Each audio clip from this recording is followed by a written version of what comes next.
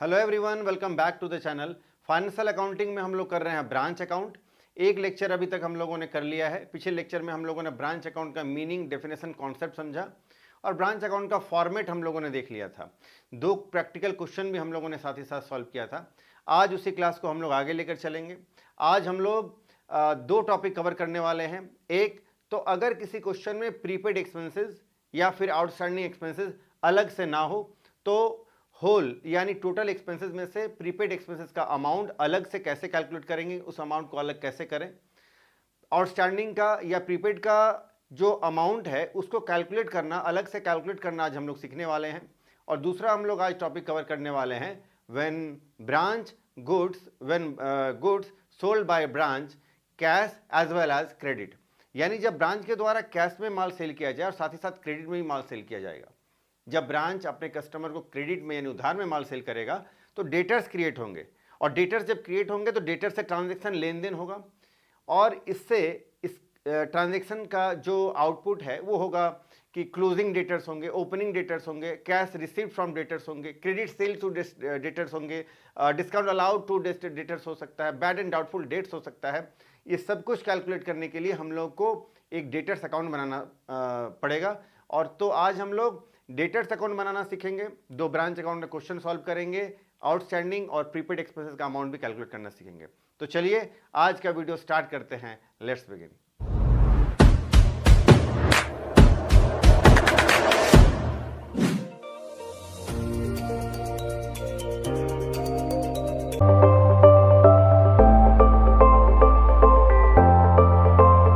तो चलिए आज का वीडियो स्टार्ट करते हैं। आज का पहला क्वेश्चन ये रहा आपके सामने, following are the particulars of Indore branch. तो इंदौर ब्रांच है, इंदौर ब्रांच अकाउंट हम लोग को बनाना पड़ेगा। हेड ऑफिस है ग्वालियर में और 1 जनवरी 2003 का कुछ स्टॉक ओपनिंग बैलेंस है। गुड सप्लाइड ब्रांच को किया गया है, एक्सपेंसेस पेड किया गया हेड ऑफिस के द्वारा, इंश्योरेंस का पेमेंट किया गया है। ये 30 अप्रैल 2004 तक किया गया है।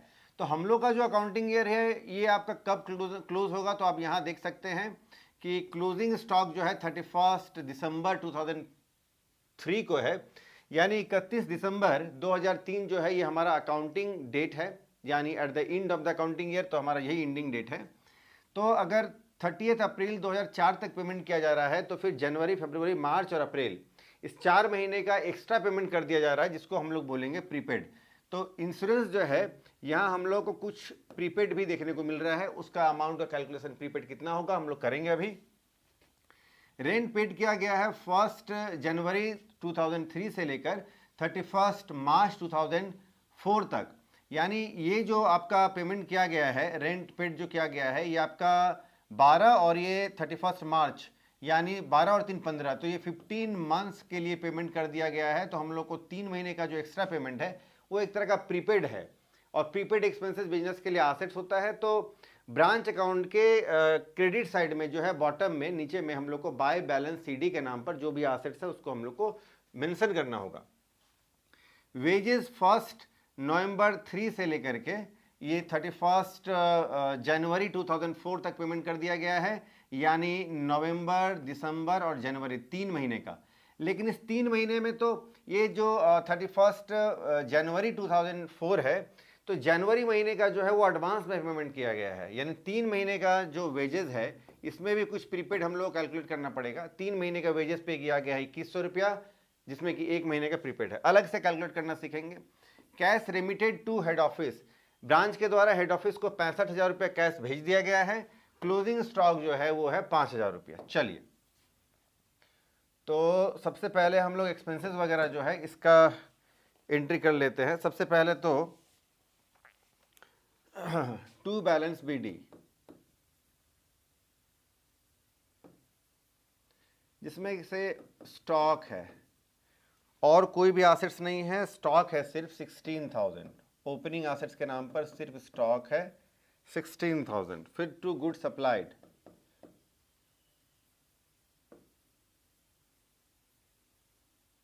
$50,000 का गुड सप्लाइड किया गया है। और फिर टू कैश अकाउंट, जिसमें कि सारे एक्सपेंसेस पे किए जाएंगे। एक्सपेंसेस का नाम है इंश्योरेंस, रेंट और वेजेस।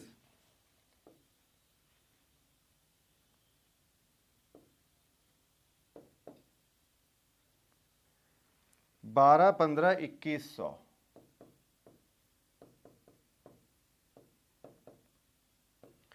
टोटल हो गया ये 4800 रुपया।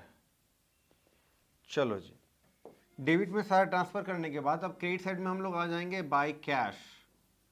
कैश जो आया है सेल्स, ब्रांच ने माल बेचा है और जो कैश है वो हेड ऑफिस सेंड कर दिया है 65,000।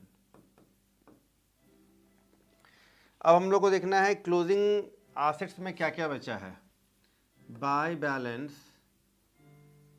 सीडी, तो सबसे पहले तो आपको स्टॉक दिखेगा, क्लोजिंग एसेट्स में स्टॉक दिखेगा आपको 5,000 का, ठीक है।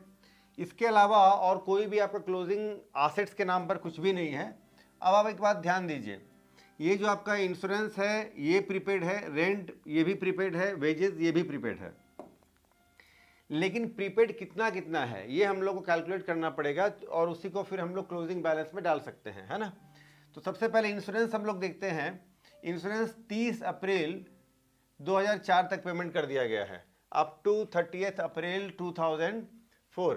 तो 30 अप्रैल तक अगर हम लोग का पेमेंट कर दिया गया है तो एक बात ध्यान दीजिए 2004 तक, और हमारा क्लोजिंग डेट कब है 31 दिसंबर 2003।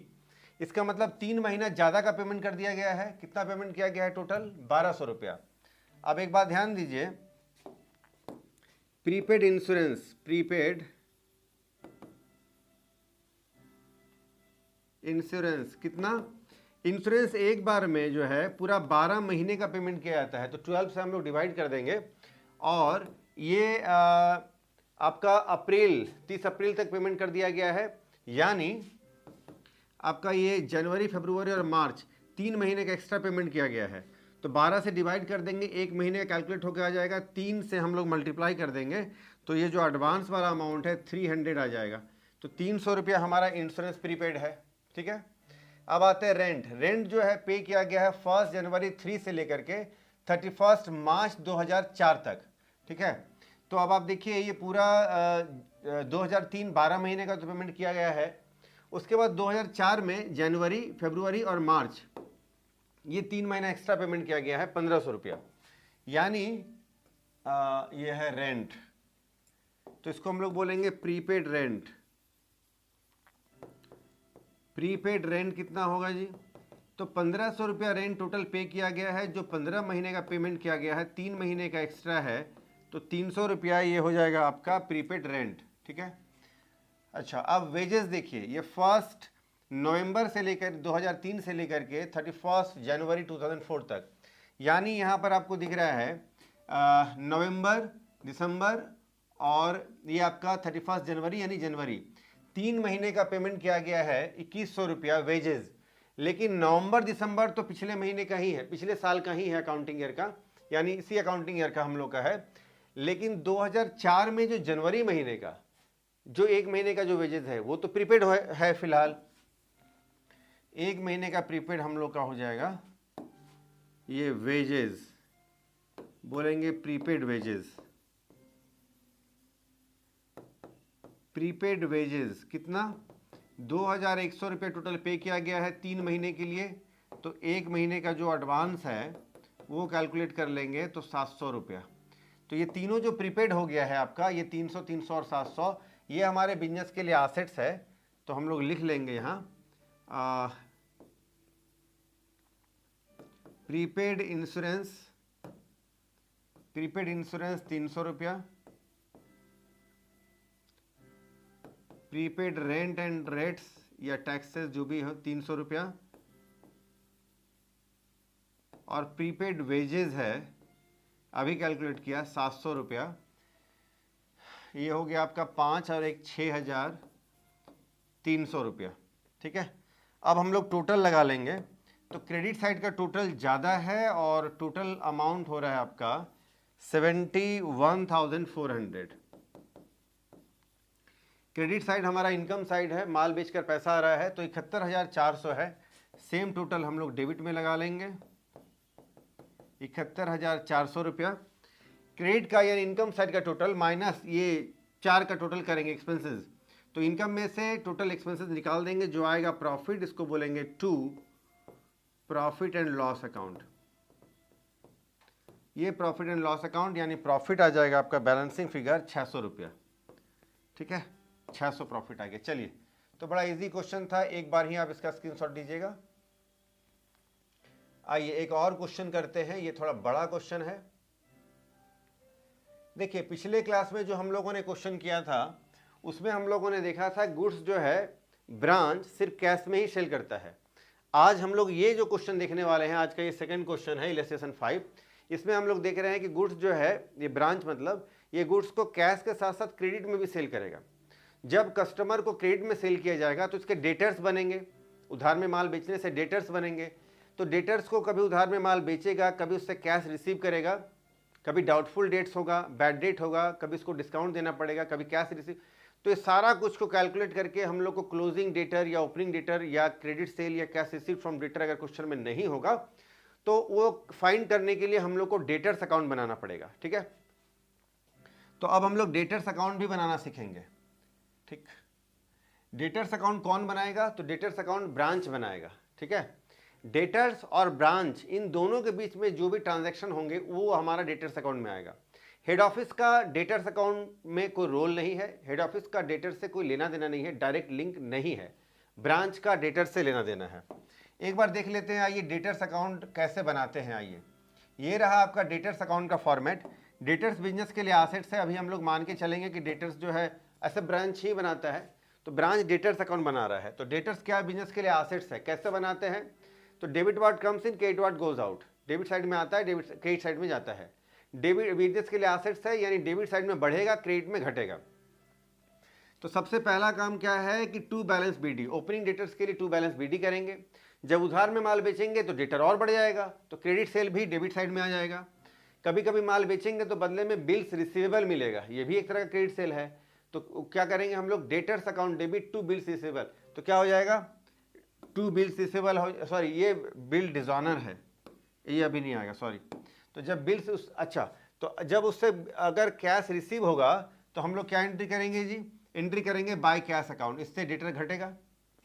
Cash account debit to debtor, debtor credit side में आया है तो क्रेडिट होगा, तो बाय कैश अकाउंट। जब डेटर से बिल्स रिसीवेबल मिलेगा पेमेंट के तौर पर तो क्या एंट्री करेंगे? BR account debit to debtors, तो क्रेडिट हुआ है डेटर, क्रेडिट साइड में लिखेंगे बाय बीआर अकाउंट, तो ये हो गया, ये हो गया। जब कुछ रिटर्न, डेटर्स को माल बेचा है, डेटर्स उसमें से कुछ रिटर्न अगर दे रहा है तो हम लोग उस रिटर्न को एक्सेप्ट करते हैं, तो goods return account debit to debtors, debtors फिर क्रेडिट हुआ, क्रेडिट साइड में फिर आएगा। जब माल पर डिस्काउंट देते हैं डेटर्स को तो हम लोग एंट्री करते हैं डिस्काउंट, तो हमारे लिए एक तरह का लॉस या एक्सपेंसेस है, तो हम लोग डिस्काउंट अलाउड या फिर discount account debit to debtors करते हैं। डेटर्स फिर क्रेडिट हुआ तो बाय डिस्काउंट अकाउंट हम लोग करते हैं। या ये देखिए, डेटर्स अगर हम लोग को 10,000 पेमेंट करने वाला था, 200 हम लोगों ने का डिस्काउंट उसको दे दिया तो वो 9,800 पे कर रहा है, तो 200 डिस्काउंट हमारे लिए क्या है? लॉस है। डेटर्स का वैल्यू कम हो गया तो क्रेडिट साइड में। जब हमारा कुछ पैसा डूब जाता है, जो उधार में माल बेचा उसमें से थोड़ा पैसा अगर डूब गया तो उसके लिए हम लोग एंट्री करते हैं बैड डेट्स अकाउंट डेबिट, या जो डूबने वाला है तो doubtful debts account debit to debtors, debtors फिर क्रेडिट हुआ बाय बैड डेट्स या डाउटफुल डेट्स अकाउंट। और इस तरह से आपका डेबिट साइड में एक आइटम और आता है, बिल्स रिसीवेबल जब आएगा फर्म में तो फिर क्रेडिट साइड में। और जब वो बिल जो दिया था डेटर्स ने, अगर अब वो आगे चलकर डिजॉनर हो जाता है तो डेटर से तो जो पैसा लेना है फिर से जनरेट हो जाएगा, तो फिर हम लोग एंट्री करेंगे debtors account debit to bills receivable, और डेटर्स डेबिट हुआ, डेबिट साइड में लिखेंगे टू बिल्स रिसीवेबल अकाउंट, लेकिन जब डिजॉनर होगा तब, ठीक है। लास्ट में क्रेडिट साइड में बैलेंसिंग फिगर आपका आ जाएगा, ये बाय बैलेंस सीडी, ठीक है। तो अब बात यह है कि सर डेटर्स अकाउंट किस क्वेश्चन में बनाएंगे, कैसे बनाएंगे? तो आपने देखा कब बनाएंगे, तो कब बनाएंगे या किस क्वेश्चन में बनाएंगे? तो अगर किसी क्वेश्चन में क्रेडिट सेल्स फाइंड करना हो या cash received from debtors find करना हो, ओपनिंग या फिर क्लोजिंग डेटर्स फाइंड करना हो, ऐसे केसेस में हम लोग को डेटर्स अकाउंट बनाना पड़ेगा। अभी आप देखेंगे क्वेश्चन बनाएंगे तो आपको समझ में आएगा। आइए अब हम लोग क्वेश्चन सॉल्व करते हैं।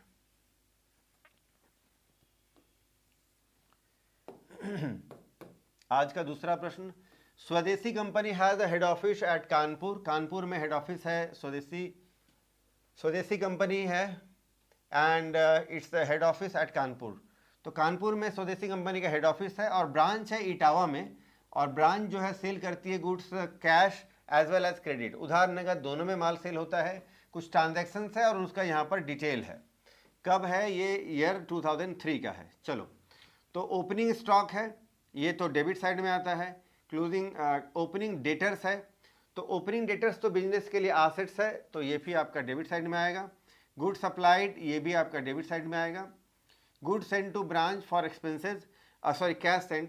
अब क्या है ना कि हेड ऑफिस ने कैश भेजा है ब्रांच को कुछ खर्चों के लिए, तो ये भी डेबिट साइड में आता है। कैश सेल्स, ये क्रेडिट में आएगा। कैश रिसीवेबल फ्रॉम डेटर्स, देखिए जो कैश रिसीव्ड हुआ है डेटर से, इसका हेड ऑफिस को एंट्री नहीं करेगा, इसका एंट्री जो है डेटर्स अकाउंट बना करके ब्रांच एंट्री करेगा, हेड ऑफिस नहीं एंट्री करेगा। गुड्स रिटर्न बाय ब्रांच, जब हम लोग ब्रांच को गुड्स सेंड करते हैं, सप्लाई करते हैं, तो डेबिट में एंट्री करते हैं। और जब ब्रांच से डेटर से नहीं, ब्रांच से जब कोई गुड्स रिटर्न होता है हेड ऑफिस को, तब हम लोग क्या करेंगे? क्रेडिट साइड में एंट्री कर लेंगे। कहाँ? ब्रांच अकाउंट में। क्लोजिंग स्टॉक क्रेडिट में एंट्री होगा। Goods in transit from head office on 31 दिसंबर 2003, तो इसको भी हम लोग क्रेडिट साइड में भी एंट्री कर लेंगे और डेबिट में भी एंट्री कर लेंगे हम लोग। ठीक है, एक बार डेबिट में और एक बार क्रेडिट में, क्योंकि गुड्स आया है तो फिर डेबिट में, और वो क्लोजिंग स्टॉक के फॉर्म में रहेगा ही, वो बिकेगा नहीं, क्योंकि क्लोजिंग डेट को आया है, तो फिर क्रेडिट में। दोनों तरफ आएगा, डेबिट में भी आएगा और क्रेडिट में भी आएगा। गुड्स रिटर्न बाय कस्टमर, देखिए कस्टमर और फिर अलाउड डिस्काउंट टू कस्टमर, ये कस्टमर से ट्रांजैक्शन, कस्टमर से लेन देन कौन करेगा? ब्रांच करेगा। तो कस्टमर से जो भी लेन देन होगा ना, ये हमारा डेटर्स अकाउंट में होगा, इसलिए ये अकाउंट जो है, डेटर्स अकाउंट जो है, ये कौन बनाएगा? तो ब्रांच बनाएगा। ठीक है, तो ये हम लोग डेटर्स अकाउंट बनाएंगे, तो उसमें हम लोग कस्टमर को डाल देंगे।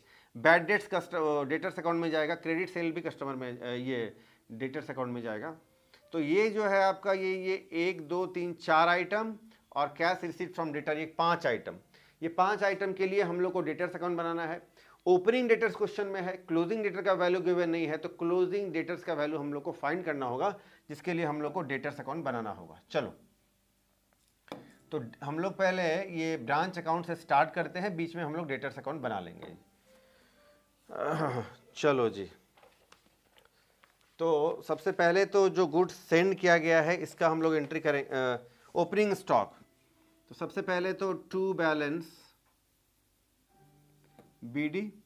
अब जो भी ओपनिंग एसेट्स वगैरह हमारे पास है, तो स्टॉक और डेटर, स्टॉक और डेटर्स दो ही एसेट्स है हमारे पास ओपनिंग वैल्यू का, इसका टोटल 15,000।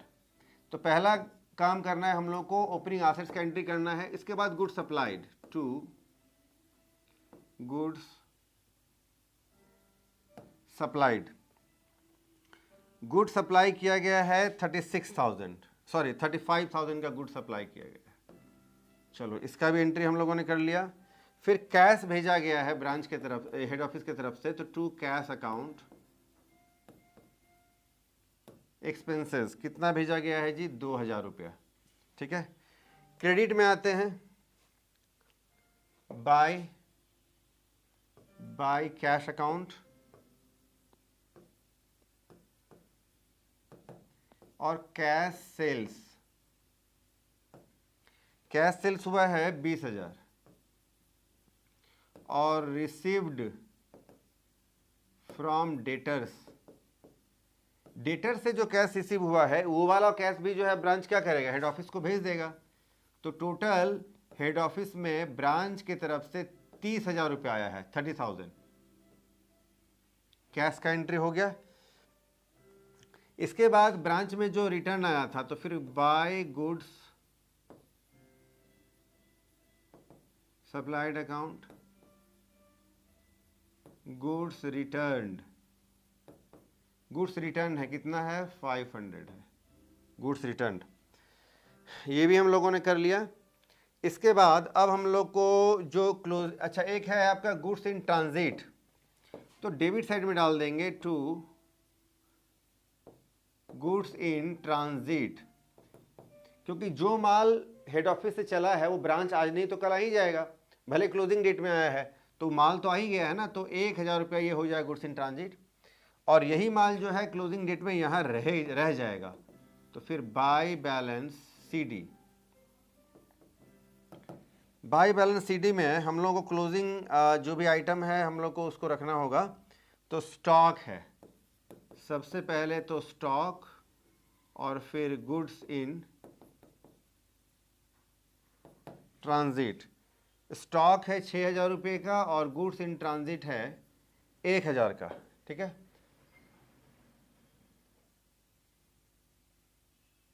एक 1,000 का।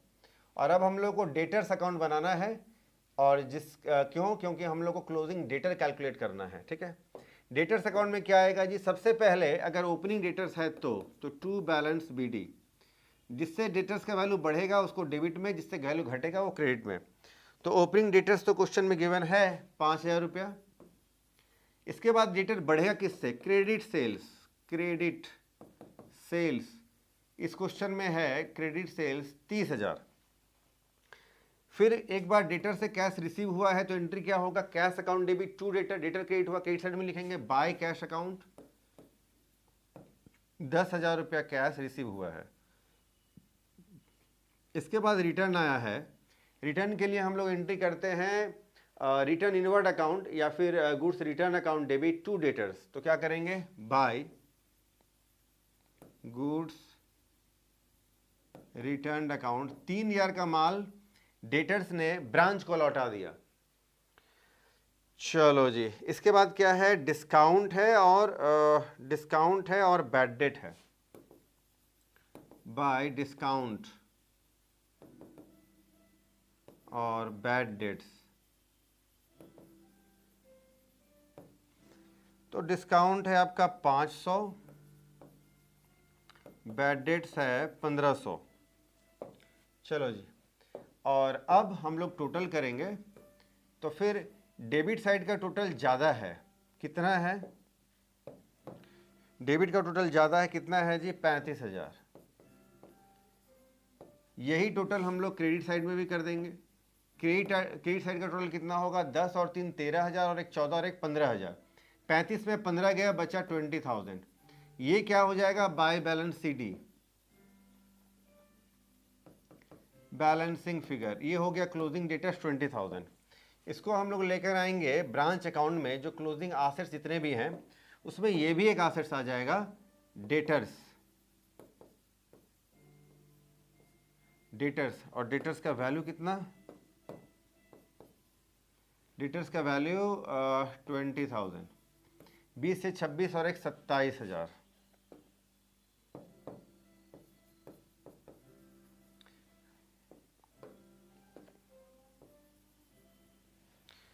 चलो जी, इतना सारा एसेट्स आ गया ये आपका।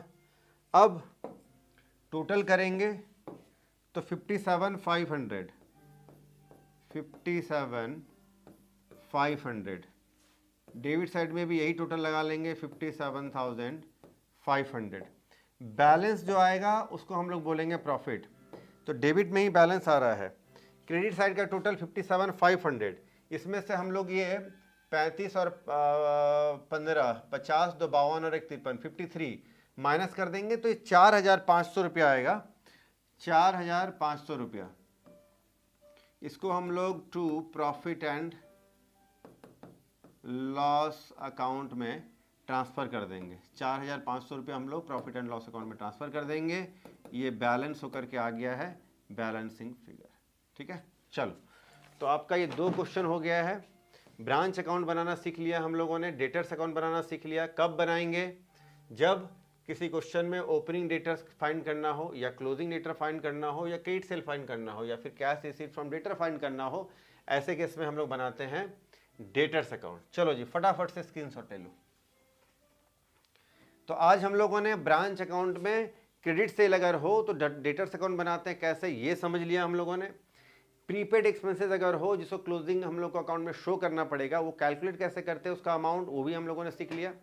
बहुत कुछ आज हम लोगों ने सीख लिया। तो अब आप बताएं कि आज का लेक्चर आपको कैसा लगा, कितना आप सीखे हैं, कमेंट सेक्शन में जरूर बताएं। वीडियो अगर अच्छा लगता है तो लाइक करें, फ्रेंड्स को शेयर करें, चैनल को सब्सक्राइब करें, और अपने फ्रेंड्स को, जितने भी आपके फ्रेंड्स हैं सबको ये जो है वीडियो जो है ज़रूर आप फॉरवर्ड कर दें, सबको बताएं कि लेक्चर्स जो है हम लोग एक सीक्वेंस में मेंटेन कर रहे हैं, प्लेलिस्ट में मेंटेन कर रहा हूं, आप देख सकते हैं। तो आज इतना ही करते हैं। नेक्स्ट वीडियो आप किस टॉपिक पर देखना चाहते हैं कमेंट सेक्शन में आप ज़रूर बताएं। और फिर आज हम लोग इतना ही करते हैं, फिर मिलते हैं नेक्स्ट वीडियो में नए टॉपिक के साथ। तब तक के लिए टेक केयर, बाय।